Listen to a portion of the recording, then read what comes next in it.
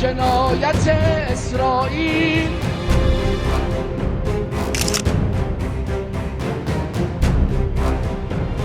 Israel इंतकाम की आग में इस कदर झुलस रहा है कि वो एक एक करके अपने दुश्मनों को निपटाता जा रहा है। पहले 30 जुलाई को लेबनान की राजधानी बेरूत में हमला किया और हिजबुल्लाह के शीर्ष सैन्य कमांडर फौद शुक्र को मार गिराया।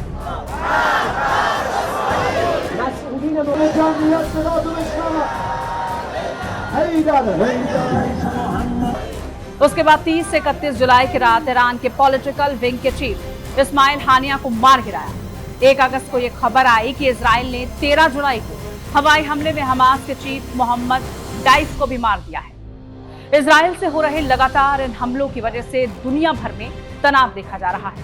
एक तरफ जहां इस्माइल हानिया की मौत से ईरान गुस्से में भड़का हुआ है, वहीं लेबनान का विद्रोही संगठन हिजबुल्लाह भी इजराइल से बदला लेने को आतुर हो गया है।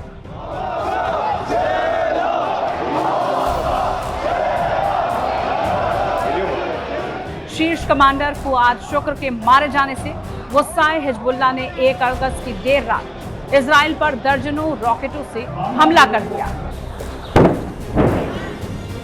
हिजबुल्लाह ने हमास चीफ और हिजबुल्लाह के टॉप कमांडर की हत्या का बदला लेना शुरू कर दिया। हिजबुल्लाह ने लेबनान की ओर से इजरायली इलाकों में मिसाइलों की बौछार कर डाली।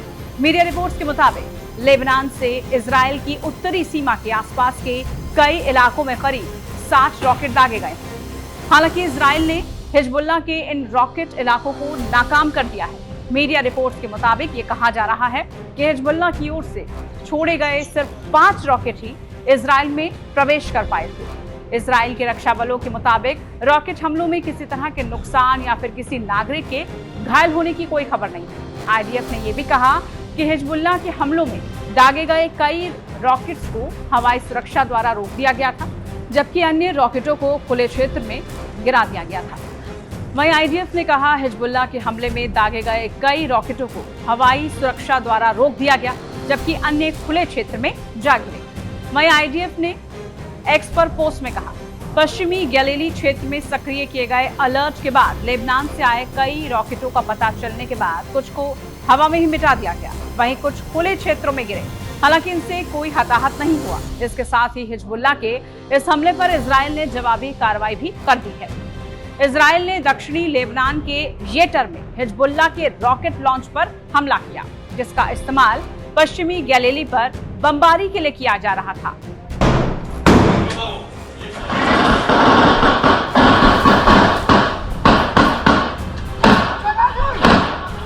हाल ही में हिजबुल्लाह ने इजराइल के गोलान हाइट्स में फुटबॉल मैदान पर हमला किया था, जिसमें 12 बच्चों की मौत हो गई। इजराइल का आरोप है कि इस हमले को हिजबुल्लाह ने अंजाम दिया, लेकिन हिजबुल्लाह ने हमले की कोई जिम्मेदारी तक नहीं ली, जिसके बाद इस हमले से बौखलाए इजराइल ने हिजबुल्लाह के शीर्ष कमांडर फुआद को बेरूत में मार गिराया। फुआद के मारे जाने के बाद हिजबुल्लाह और इजराइल के बीच तनाव और ज्यादा बढ़ गया। फुआद की हत्या के 48 घंटे बाद हिजबुल्लाह इजराइल से भिड़ गया। हिजबुल्लाह ने इजराइल के पश्चिमी गैलीली पर रॉकेट से हमला कर दिया और सार्वजनिक तौर पर इसकी जिम्मेदारी भी ली। हिजबुल्लाह ने दावा किया कि उसने पहले लेबनान के चामा गांव में इजरायली हमले के जवाब में मेजुता के उत्तरी सीमा समुदाय पर दर्जनों रॉकेट दागे हैं, जबकि चामा में कथित तौर पर 4 सीरियाई मारे गए और कई लेबनानी नागरिक घायल भी हुए। हमास की तरफ से इजराइल हिजबुल्लाह को भी अपना दुश्मन समझता है। हिजबुल्लाह हमास का हमदर्द समझा जाता है। हमास की तरफ से भी इजराइल पर गाहे बगाहे हमले करते रहा है। इजराइल समेत दुनिया के कई देश हिजबुल्लाह को आतंकी संगठन मानते हैं। हालांकि हिजबुल्लाह खुद को लेबनान का शिया मुस्लिम राजनीतिक दल मानता है। लेबनान के बड़े हिस्से में हिजबुल्लाह की मजबूत पकड़ मानी जाती है। इसके कई सदस्य लेबनान में सांसद तक हैं। इसकी स्थापना 1982 में गृह युद्ध के बीच लेबनान में की गई थी। लेबनान में गृह युद्ध 1975 से 1990 तक चला। 1982 में इजराइल ने हमला करके लेबनान की राजधानी बेरूत और कई अन्य हिस्सों पर कब्जा कर लिया था। तब इजराइल ने हमला करके दक्षिणी लेबनान पर कब्जा जमा लिया था, जिसके बाद हिजबुल्लाह इजराइल के खिलाफ खड़ा हो गया। साल 2000 में इजरायली सेना लेबनान से लौटी। कहा जाता है कि हिजबुल्लाह की स्थापना से लेकर इस संगठन की ताकत बढ़ाने, उससे फंड और हथियार तक मुहैया कराने में इजराइल के सबसे बड़े दुश्मन ईरान का बड़ा हाथ है। इजराइल से बड़ी दुश्मनी की वजह से ही ईरान के इस्लामिक रेवोल्यूशनरी गार्ड्स कॉर्प्स से हिजबुल्लाह को ट्रेनिंग और हथियारों की मदद भी मिलती है। कथित तौर पर ईरान से मिली मदद के बाद हिजबुल्लाह कई बार इजराइल पर हमले करता रहा है। साल 2006 में हिजबुल्लाह ने इजरायली क्षेत्र में एक घातक हमला किया था, जिसके जवाब में इजराइल की सेना ने हिजबुल्लाह को तगड़ा जवाब दिया। ये इजराइल और हिजबुल्लाह के बीच हुई आखिरी जंग थी। हिजबुल्लाह की कमान अभी सैयद हसन नसरुल्लाह के हाथ में है। वो एक शिया धर्मगुरु है। टेलीविजन पर भाषण देने वाले नसरुल्लाह सार्वजनिक तौर पर कभी सामने नहीं आता है। ईरान के साथ उसके बेहद करीबी संबंध भी हैं।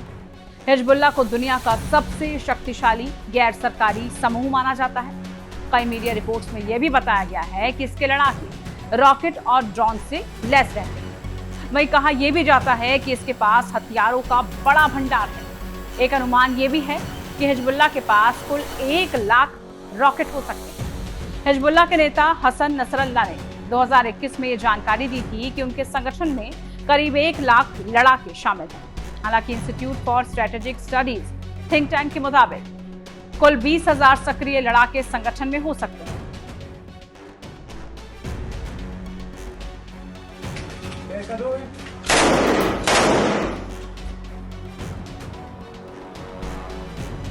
हिजबुल्लाह का दावा रहा है कि उसकी मिसाइल और रॉकेट ताकत ऐसी है कि वो पूरे इजराइल को निशाना बना सकते हैं। 7 अक्टूबर को हमास द्वारा हमला किए जाने के बाद इजराइल लगातार अपने दुश्मनों को टारगेट कर रहा है और गाजा पट्टी को कब्रिस्तान में तब्दील कर दिया गया है। एक तरफ से देखें तो एक तरफ हमास तो दूसरी तरफ हिजबुल्लाह के टॉप कमांडर फुआद शुकर को एयर स्ट्राइक में मारने के बाद इजराइल चौतरफा घिर गया है। हालांकि इजरायली पीएम बेंजामिन नेतन्याहू ने अपने दुश्मनों को यह साफ संदेश दे दिया है कि वो किसी भी कीमत पर नहीं छोड़ेंगे।